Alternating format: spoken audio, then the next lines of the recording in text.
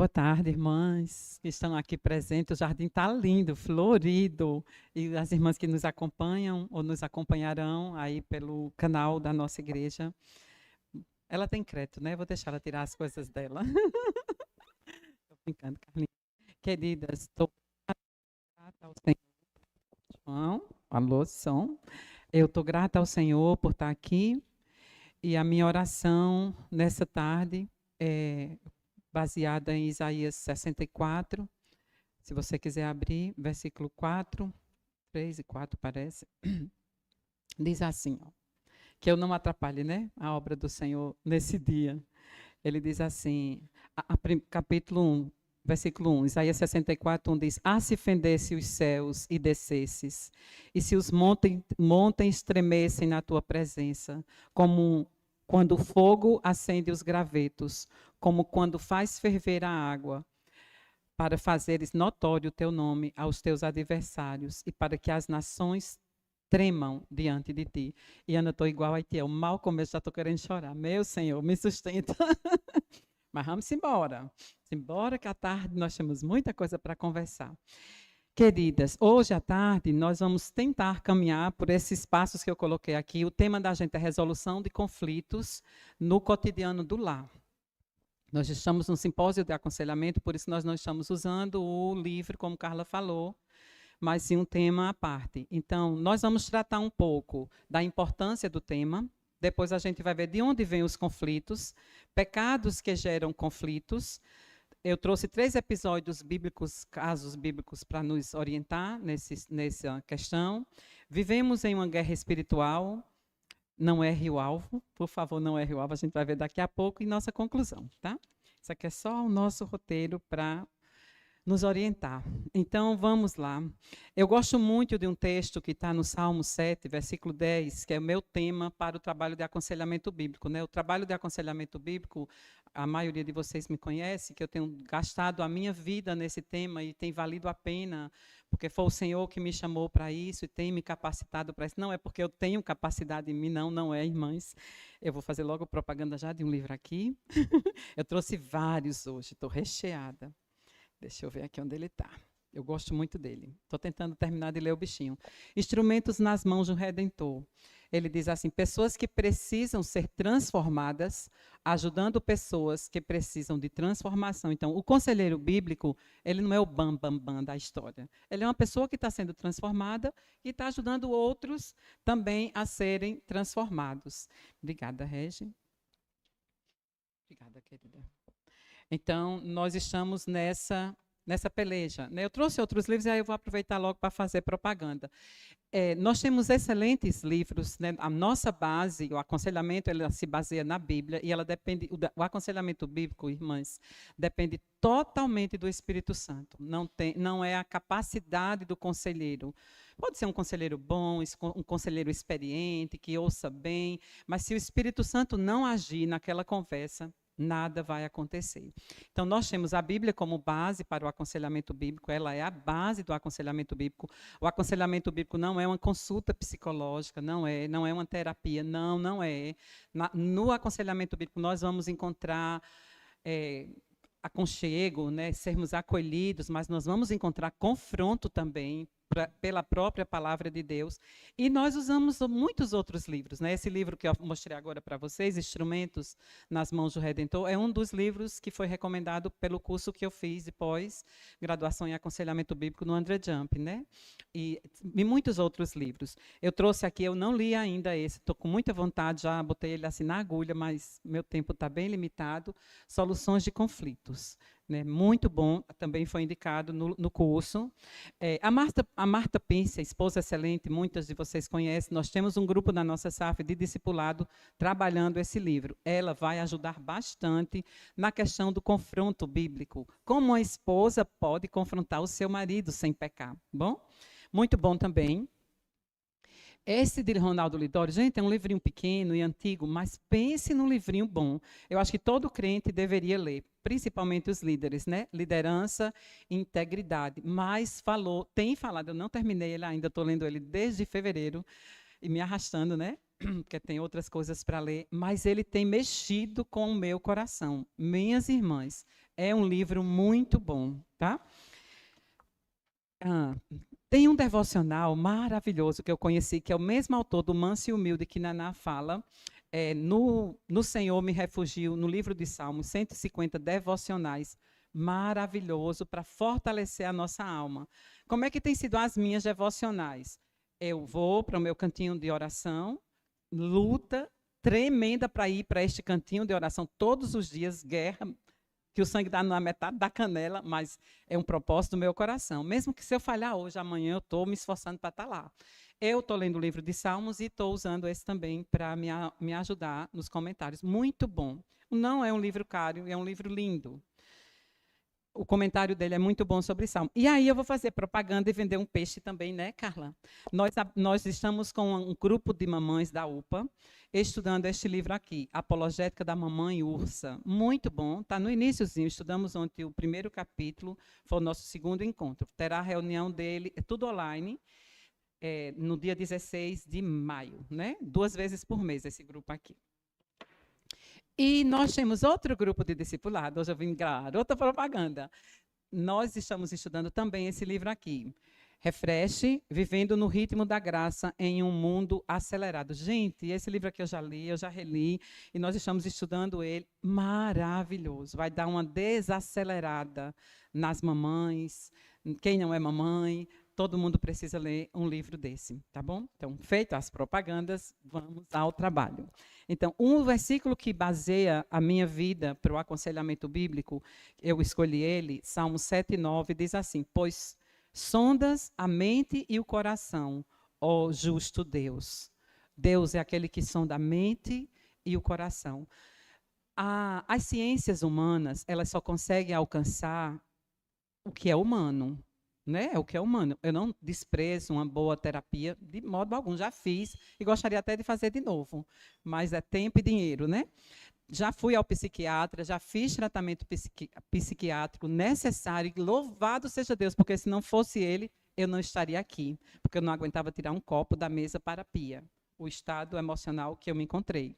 Então, eu não desprezo nem a psicologia redimida, nem a... Por que eu estou dizendo redimida? Porque tem muitas coisas que nós não concordamos enquanto cristãos com os ramos da psicologia, mas tem muita gente trabalhando e trabalhando bem, gente. Eu postei um dia desse um postzinho no Instagram de uma psicóloga com valores cristãs, a Rebecca Kramer. É minha sobrinha, mas eu não estou vendendo peixe porque é minha sobrinha. É porque é uma psicóloga que tem valores cristãos. E como Rebecca, tem muitas outras. Então, que a gente não condene, mas que a gente redima. Né? Todas as áreas, na verdade, não só a psicologia. Mas quem, na verdade, consegue penetrar no coração do ser humano é a palavra de Deus. Através do seu Espírito, o Senhor trabalha conosco. Por isso que há um chamado na década, eu acho que mais ou menos 80 ou 90, não lembro agora, do Jay Adams, que é um dos precursores do movimento de volta às Escrituras dentro do aconselhamento bíblico. O que era que acontecia, então? Uma pessoa chegava para o pastor, eu lembro dessa época, quem é da geração X, eu estou toda por dentro agora por causa da mamãe Ursa, da geração X, vai se lembrar disso. Quando chegava alguém com problema na igreja, o pastor, muitas vezes, o pastor, não estou dizendo da minha igreja não, tá, minha gente? Mas mandava para onde? Para o psicólogo. E os pastores não trabalhavam mais o aconselhamento bíblico nas igrejas, não tinha mais gabinete pastoral e aconselhamento bíblico. Aí o Jay Adams desceu quente, bem radical mesmo, porque ele estava rompendo com aquele paradigma daquela cultura, daquela geração, e trouxe a igreja de volta ao prumo, que é a palavra de Deus, mostrando à igreja a responsabilidade que ela tem de tratar o aconselhamento bíblico, e não só usar das ciências humanas que tem à disposição, tá? Digo novamente, não sou contra as ciências humanas, porque foi o próprio Deus que deixou. Nós temos aqui doutoras, aqui no nosso meio, pessoas que têm mestrado, doutorado, alta capacitação. E quem deu? O próprio Deus. E que usem para a glória de Deus aonde vocês estão. Então, nós não podemos negar e dizer, não é do diabo. Do diabo nada, nada é do diabo. Tudo pode ser redimido. Depende de como a gente está fazendo a coisa para a glória de Deus, ou para a glória da gente mesmo, ou para a glória, né? Enfim, vamos embora aqui. Me sinto honrada realmente de estar aqui e compartilhar esse tema. O primeiro tópico é a importância do tema. O tema que vamos tratar é muito importante, irmãs. Por quê? Porque a gente vai conversar um pouquinho nessa tarde a respeito da vida dentro da nossa casa. Eu não vou falar aqui da casa do vizinho, eu vou falar da minha casa. E aí cada um vai se colocar dentro da minha fala aqui, dentro da sua casa e vivenciar os princípios que o Senhor vai estar nos dando dentro da nossa própria casa. Eu diria que é o tema mais importante que a gente pode estudar é dentro de casa, porque é lá onde tudo começa. Lá eu sou quem eu sou de verdade. Não tem como a gente colocar máscara dentro de casa. A gente não tem como segurar essa máscara, não é verdade? Então, eu gostaria que alguém abrisse a Bíblia em Tiago, ou todas abrissem a Bíblia em Tiago 4, 1 e 2, mas eu queria que essa pessoa, no caso, lesse para mim, lesse para a gente, ficasse em pé e lesse alto, tá bom? Tiago, capítulo 4, verso 1 e 2. Pode ler, Raquel.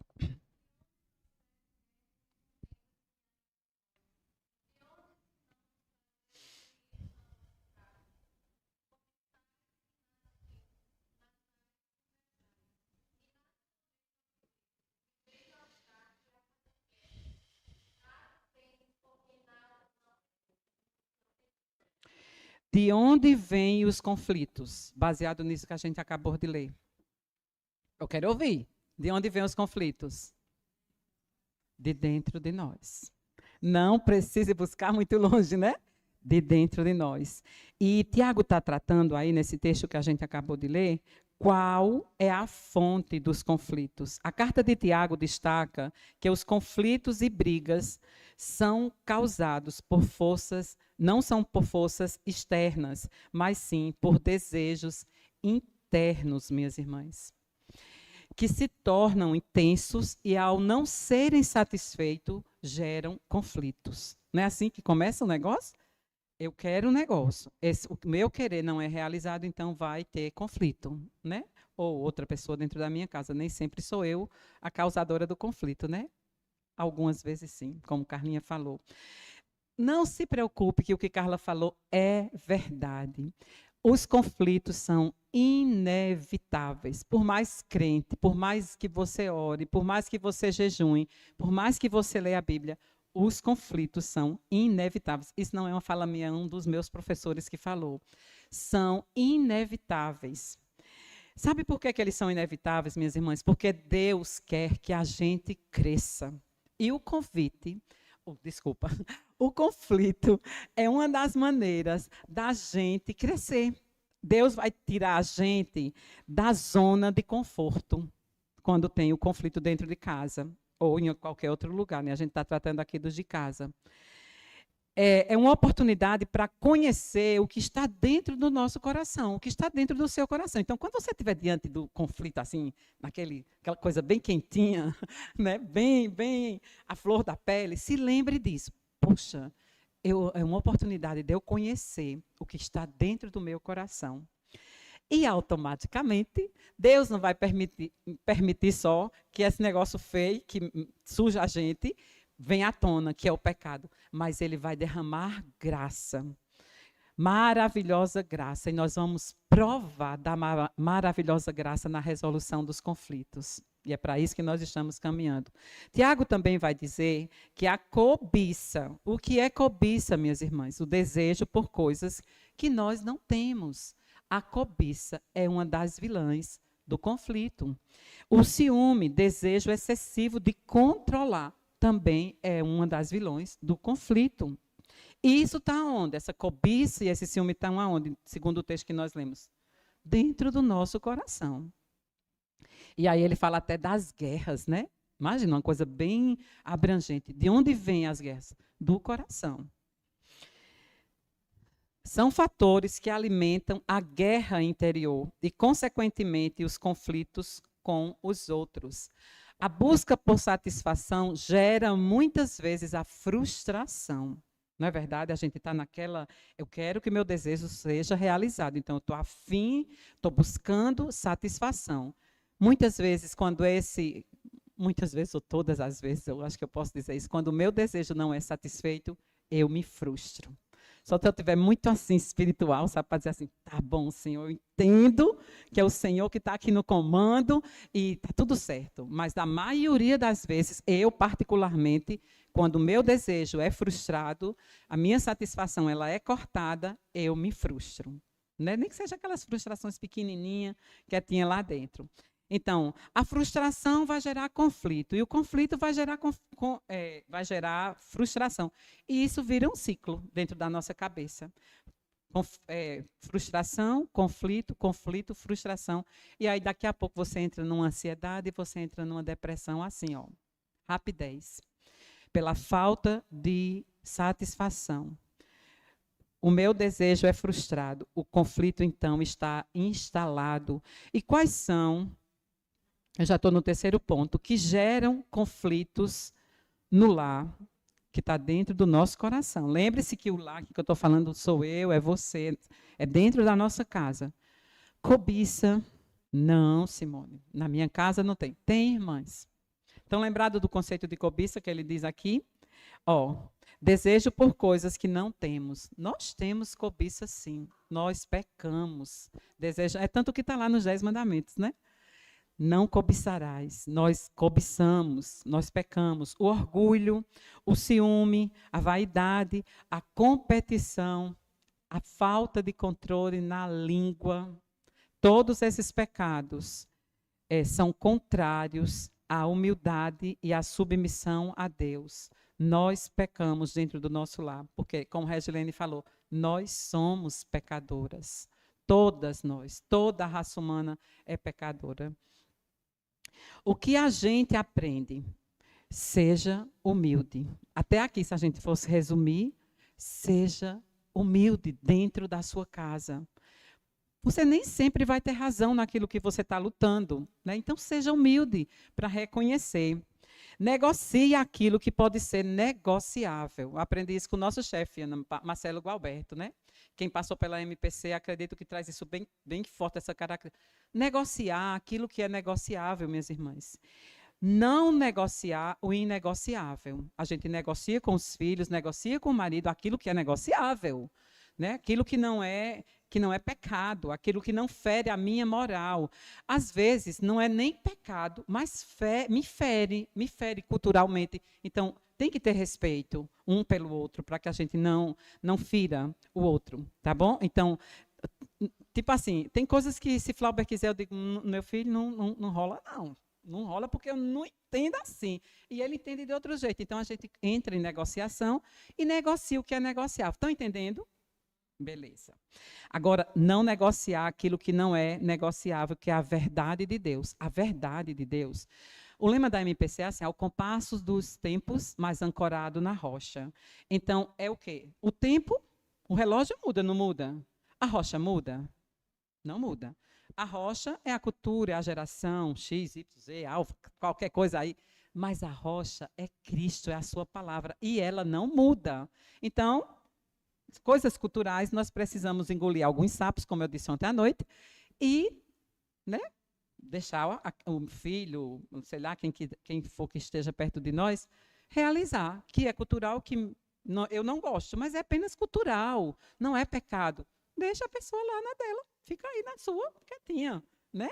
Mas aquilo que é pecado, não. De jeito algum, nós não abriremos mão, porque a rocha, ela permanece rocha. Daqui a 50 anos, a rocha vai ser rocha. Daqui a 100 anos, a rocha vai ser rocha. E louvado seja Deus, que o nosso Cristo é a rocha inabalável. O Evangelho é a rocha inabalável. E os meus pés podem estar firmados nele. Glória a Deus. Mude geração, mude nomenclaturas, mude cultura, mude tudo. Não tem problema. Isso é negociável. O que não pode ser negociável é o Santo Evangelho. Vamos lá. Somos chamados ao autoesquecimento. Isso é um ponto muito bom dentro do aconselhamento bíblico, irmãs. Deus nos chama ao autoesquecimento, diferente da autossatisfação, né? O que é o autoesquecimento? Alguém pode abrir a Bíblia, por favor, em Lucas capítulo 9, 23, mais ou menos a 25. A autossatisfação, enquanto vocês abrem, é se você busca sua própria felicidade, isso é autossatisfação. E aí eu coloquei aqui, seu lar está destinado ao fracasso. Se você busca só a sua felicidade, sem olhar o que está ao redor, sem abrir mão, sem se sacrificar, seu lar está destinado ao fracasso. Porque a Bíblia diz que a mulher sábia edifica a sua casa e a tola, com as suas próprias mãos, a derruba. O lar está destinado ao fracasso. Vivemos em um mundo hedonista, onde a busca da felicidade é algo louco. Né? É meu corpo, são minhas regras, você não tem nada a ver com o que eu vivo, e assim vai. Isso é a busca pela satisfação longe do Criador. O que é que Lucas fala? Por favor, quem abriu pode ler? 9:23 a 25, eu coloquei aqui.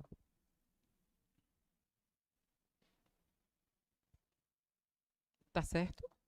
Quem abriu? É isso mesmo.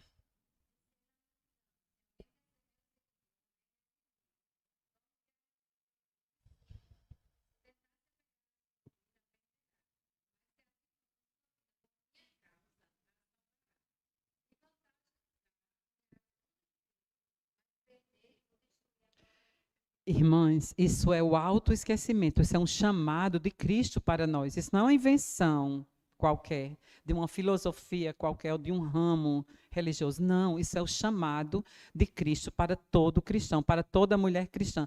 O autoesquecimento é negar a você mesmo para você viver o padrão de Deus. E isso dentro de casa é um princípio assim para resolver conflitos maravilhoso. Se você não estiver disposta a negar você mesmo, os conflitos vão perdurar bem mais tempo do que deveriam.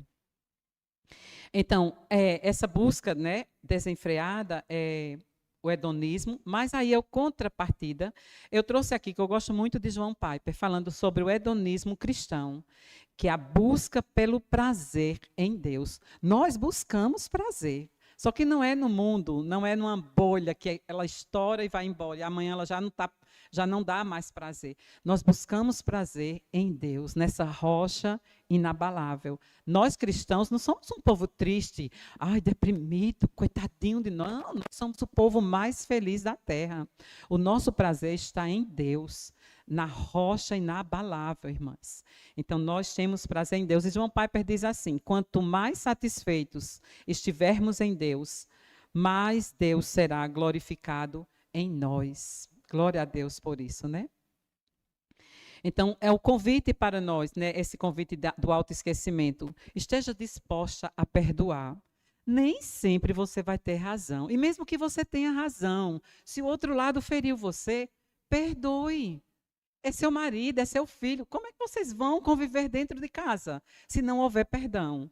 Perdoe. Eu tenho colocado aqui, esteja pronta, mas pronta para perdoar nós não vamos estar nunca. Mas pelo menos disposta a perdoar, pela graça de Deus. Vai lá para o seu quarto, vai orar, dizer: Senhor, estou com uma raiva tão grande de Flauber, Senhor, estou com uma raiva tão grande de Timóteo, ou de Débora, ou de qualquer um lá de casa, mas Senhor, tenha misericórdia de mim. Tu me perdoaste. Perdoa, o Pai Nosso diz, como me perdoa como eu tenho perdoado aos meus devedores. Então, me perdoa, Senhor. Né? Como o Senhor me perdoa, Senhor. Então, é uma prática. Nós olhamos para Jesus e nós encontramos nele a referência. Então, esteja disposta a perdoar, mesmo que não esteja pronta, tá bom? O Espírito Santo vai quebrar a gente todinha, né, galega? Essas galegas assim, brava. Tem uma amiga minha que diz assim, é Maria Bonita, que anda com as peixeiras. Senhor gosta dessas mulheres brabas assim, para dizer: vem cá, como diz o pastor Augusto, venha para a olaria, né, para você ser quebrado e moído pelo Senhor. Seja mansa e humilde, minhas irmãs. Eita, que negócio difícil, não é? Que negócio difícil, ser mansa e humilde. Mas quem é que dá o exemplo? A rocha inabalável. Nosso Senhor Jesus Cristo. Ele é manso e humilde, né? Tem um livro aí também muito bom desse mesmo autor aqui do Devocional, Manso e Humilde. Está lá por casa, ele está na minha lista também. Seja mansa e humilde, mesmo contrário à sua natureza envenenada de cobra, de escorpião, tá bom? Você foi lavada e remida pelo sangue do Cordeiro. Quando o veneno vinha à tona, você diz assim: opa, Sai para lá, veneno. Eu sou do Senhor. Eu não quero mais viver essa vida aí de miséria, né? Dominada pelo pecado. Eu vou seguir o que o meu Cristo disse para seguir. Não se vitimize. Né? A maioria das pessoas assim, pobrezinha de mim, o outro é que é condenado, aquele que fez isso contra mim. Não, meus irmãos. Eu não estou dizendo que tem pessoas que são vítimas. Tem pessoas que são vítimas de opressão, de agressão, até mesmo de violência física. Mas, por outro lado, tem pessoas também que ferem, né? Então, você não é totalmente a vítima nesse negócio, não. Mesmo que você tenha só 10% da culpa do conflito, você participou dele. Então, vá lá e trate de reconciliar. O conflito é necessário, vocês vão crescer, como eu já falei, sair da zona de conforto. A exortação em amor é necessário. Nós precisamos exortar aqueles que estão perto de nós em amor. Não seja cúmplice do pecado, tá bom? Seja uma boa ouvinte. Isso aqui foi Ronaldo Lidório que falou nesse livrinho de liderança. Antes de falar, escute. Escute. Ore para responder. Ai, minhas irmãs, dá tempo? Deixa eu ver aqui. Quem é que faz isso? Levanta a mão para eu ver. Essa santa mulher de Deus pode beber lá nos seus pés, como Paulo bebia nos pés de Gamaliel. Alguém não faz, não? Ninguém? Irmãs, não ora não, né? Escuta, escuta, escuta. Pois vamos ver se a gente começa a praticar, né? Pelo menos assim, tentar, se esforçar para escutar mais antes de falar, porque quando você não escuta, você fala o que não deve, fala besteira. E aí a fala besteira, entre aspas, machuca. É como pegar pena e soltar num monte, né? Para você juntar as penas vai dar trabalho. É melhor você escutar, como diz Ronaldo, que ele é um homem sábio. Bem aprovado, né? Assim, bem treinado na vida. Escute, escute. Ore para responder antes de falar. Cuide do seu coração. Esse é outro texto chave do aconselhamento bíblico. Mateus 7, 4 e 5. João tem que ganhar muitas coisas boas, viu, Saf? Cadê a nossa presidente? Muitos mimos, porque João está ali, ó, uma potência. Tire a trave do seu olho antes de ver o argueiro do olho do seu irmão. Como a gente tem, ó, uma trave, mas eu não vejo a trave que está aqui na minha frente. Eu vejo o argueiro que está lá dentro do óculos de Rita. Daqui eu estou vendo. Mães. Misericórdia de nós, né? Vamos lá. Vamos ler juntos? João, o 4 também, por favor, pronto. Vamos lá? Ou, como dirás a teu irmão, deixe-me tirar o argueiro do teu olho, quando tens a trave no teu. Hipócrita, tira primeiro a trave do teu olho, e então verás claramente para tirar o argueiro do olho do teu irmão. Ver claramente. Quando você está sem a trave, você vai poder ver. Ele não está dizendo, irmãs, que a gente não vai olhar esse cisco que está prejudicando a visão do nosso irmão. Nós devemos, em amor. Mas, primeiro, a gente tem que dar uma checada em nós. Ver como é que nós estamos. E se a nossa ida a esse irmão é em amor, é em compaixão, ou é só acusação. É só o estender do dedo e metralhá-lo. Negócio difícil. É verdade. A gente sempre faz o contrário, né? A gente quer tirar lá o argueiro do outro sem tirar a nossa trave. Mas isso é pecado. Esse é um dos versículos chaves do aconselhamento e de resolução de conflitos, sim. Porque se eu não ver os meus defeitos, como é que eu vou ajudar Flávio nos defeitos dele? Eu só vou metralhar, né? Vem cá, tarará, tarará, tarará. E os meus, cadê? Se eu tiver essa graça, né, esse mover do Espírito Santo diante de um conflito, eu parar e orar, ficar ali quietinha diante do Senhor, e ver os meus defeitos, e ir para o meu marido, dizer, amor, eu pequei aqui, aqui, aqui. Minha gente, ele vai ficar totalmente desarmado. Não vai ter mais briga, não vai ter mais desentendimento, conflito, não é verdade? Mas se a gente vai armado até os dentes, negócio. Vocês já passaram por alguma experiência assim? Eu já, com o Flauber mesmo. A gente tentou resolver o conflito e não foi sábio na tentativa de resolução do conflito. O negócio ficou pior. O negócio ficou pior. Ficou pior. E foi mais uns 2 dias ou 3 para frente se arrastando, com cara feia, sem falar direito, para poder resolver o conflito. Pela graça de Deus, porque nessa hora a gente diz assim, meu casamento acabou, meu relacionamento com a minha amiga acabou, meu relacionamento com a minha mãe, com meu pai, sei lá com quem, acabou. Não é verdade? Porque faltou sabedoria, talvez de olhar, como o Dani está falando, primeiro para si, para depois tentar ajudar o outro. Se encha da palavra de Deus. E aí eu trouxe 2 textos para vocês fazerem tarefa em casa. Salmo 116 e Salmo 86. Eu gostaria de ter tempo para desenrolar ele aqui, mas eu não tenho.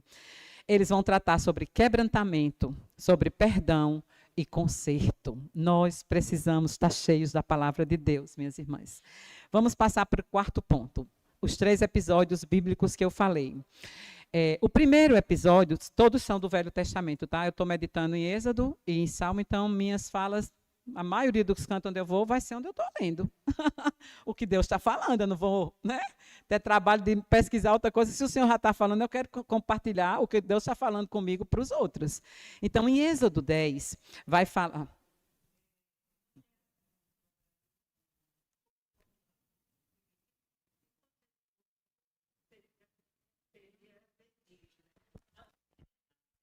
Mas não é verdade, né? O conselho é bom e ele é gratuito, porque o Senhor nos dá de graça. E a Bíblia diz: aquilo que nós recebemos de graça, nós devemos dar de graça também. É, isso. Joga fora, né? Aham. Então, em Êxodo 10, versículo 18 e 19, João, se tu quiser colocar. Ele vai falar, nós não vamos ler todos esses textos, tá? Ele vai falar sobre as pragas no Egito. E aí, eu vou ler só esse versículo que está marcado aqui no meu, tá? Êxodo.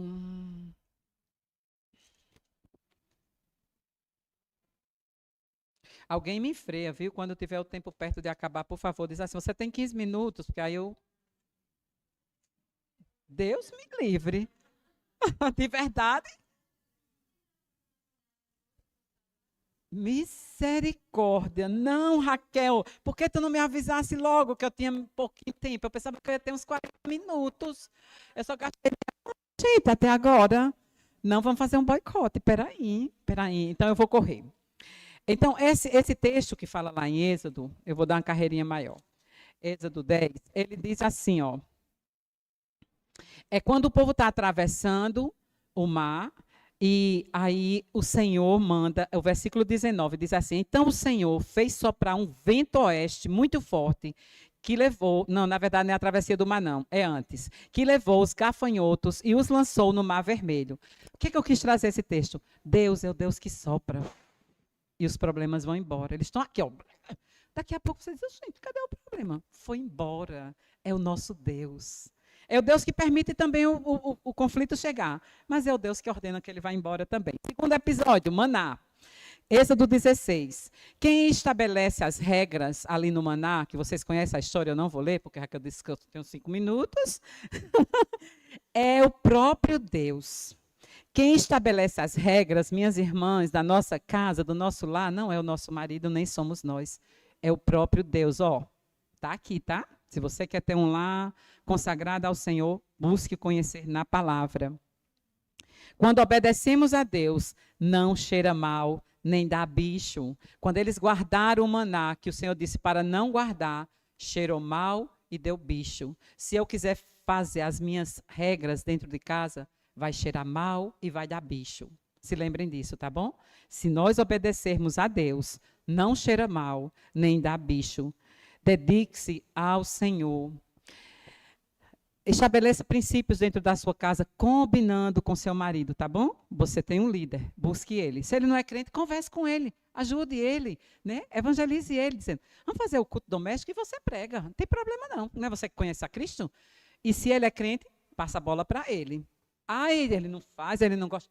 Passa a bola para ele, jejum e oração, minha irmã. Dobra o joelhinho e deixa ele fazer. Chama ele, ajuda ele. Você é auxiliadora, você não é a líder. Você é auxiliadora do líder, né? Então, vai lá, faz o seu papel. Irmãs, O culto doméstico é um tesouro esquecido. Eu lembrei de tu, Ana, quando eu pensei nisso aqui no culto doméstico. É um tesouro esquecido. Eu não vou nem fazer a pesquisa aqui para eu não chorar. Mas, irmãs, muitos problemas dentro da nossa casa seriam evitados se nós fizéssemos o culto doméstico, porque nós íamos estar mais fortes na fé, nossos filhos também. A quem queremos agradar ou a quem adoramos? Nos tornamos parecido com quem adoramos. Não é esse o propósito de Deus, nos tornar parecidas com Cristo, a imagem de Jesus? Não é isso que ele fala no Evangelho? Terceiro episódio, quando a água da rocha, quando Moisés ora e a rocha da água. Irmãs, cuidado com a murmuração. Esse episódio aqui, está lá em Êxodo, capítulo 17, leiam em casa, se quiserem. Eles estão reclamando, porque eles estão no deserto, dizendo, você tirou a gente do Egito e trouxe a gente aqui para morrer. Quem tirou eles do Egito não foi Moisés, não. Foi Deus. Tá? Então, quando o conflito vem, vamos ver de onde ele vem, né? Pode vir de Satanás também, viu? Que lá em casa já aconteceu também. Diz assim, gente, estava tudo certo. Houve uma vendaval assim, eu digo, opa, peraí, que eu sei em quem eu tenho crido. Satanás, em nome de Jesus, você saia da minha casa.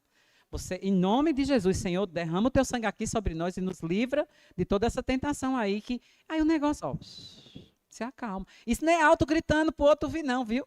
É bem quietinho lá nas escondidas, para que o outro não fique irritado. Você está me chamando de Satanás? Já aconteceu coisas assim.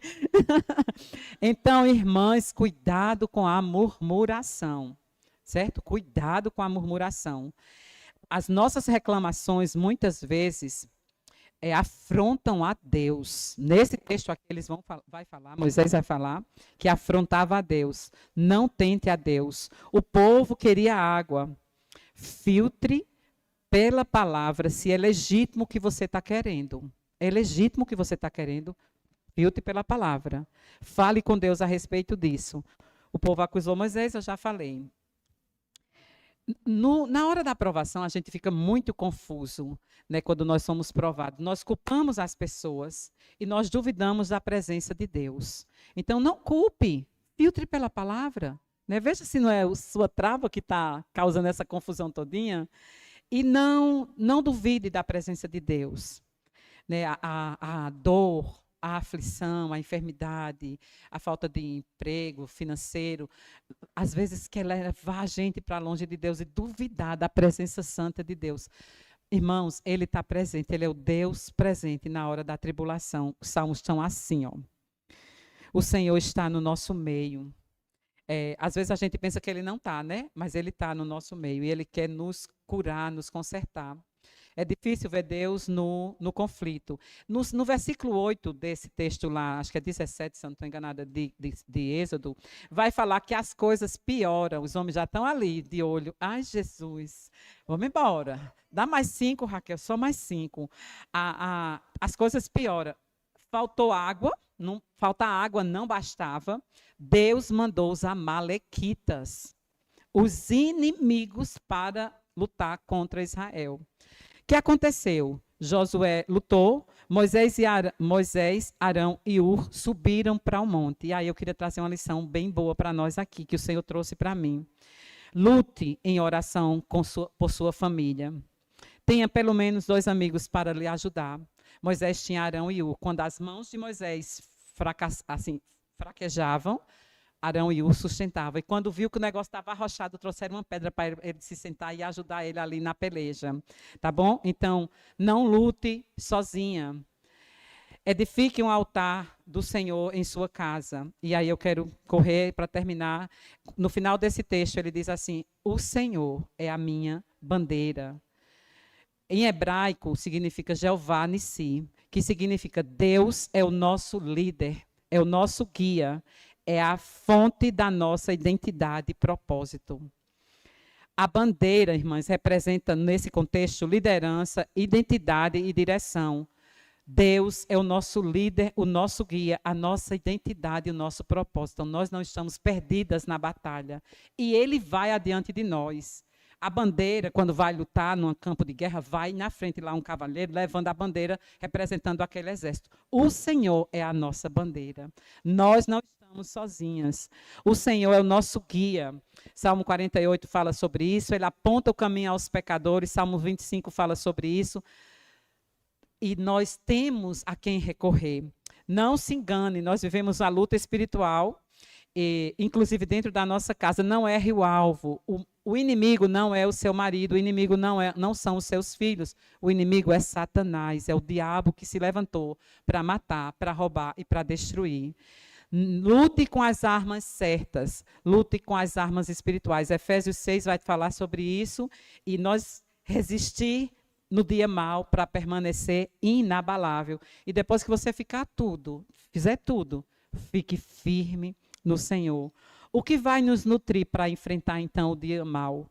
Vitaminas conhecidíssimas, irmãs. Oração e meditação na palavra. Nunca mudou. A rocha nunca mudou, nem vai mudar. Oração e meditação na palavra. Se encha da palavra de Deus. Ela é a nossa base. E aí nós vamos conseguir resolver os conflitos internos que nós temos e os conflitos externos que são com outras pessoas. Paulo fala sobre isso em 2 Coríntios capítulo 7, versos 5 e 6. Porém, Deus que consola os abatidos, nos consolou. Sempre providencia o consolo. O Espírito Santo, o doce Espírito Santo, é o nosso consolador. Mesmo que a situação não mude, viva pela fé. O que nos atrapalha, né, na resolução dos conflitos? A falta de humildade, como eu já falei, o suportar em amor e tudo aquilo que eu já falei. Eu quero correr para a conclusão. O cotidiano da vida, vivida em obediência a Deus, se torna algo extraordinário. Eu vou repetir. O cotidiano, a gente está tratando resoluções de conflitos no cotidiano do lar, tá bom? Então, para terminar, o cotidiano da vida, vivido em obediência a Deus, se torna algo extraordinário. Não corra para fora da sua casa em busca do extraordinário. Você já o tem. Você já o tem. Cristo, ele é totalmente qualificado. Nós somos desqualificadas como esposa, como mãe, como amiga.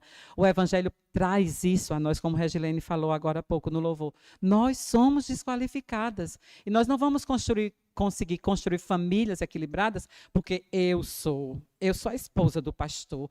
Eu sou nada, irmãs, eu sou uma pecadora. Eu sou desqualificada, mas Cristo, ele é totalmente qualificado. Aleluias por isso. E nele eu quero viver o cotidiano do meu lar. Não são as obras, irmãs, que vão sustentar a nossa vida. Não são as obras. É a graça, totalmente a graça. Nós precisamos ouvir Deus para poder dar aos outros e repartir aquilo que temos recebido do Senhor como maná.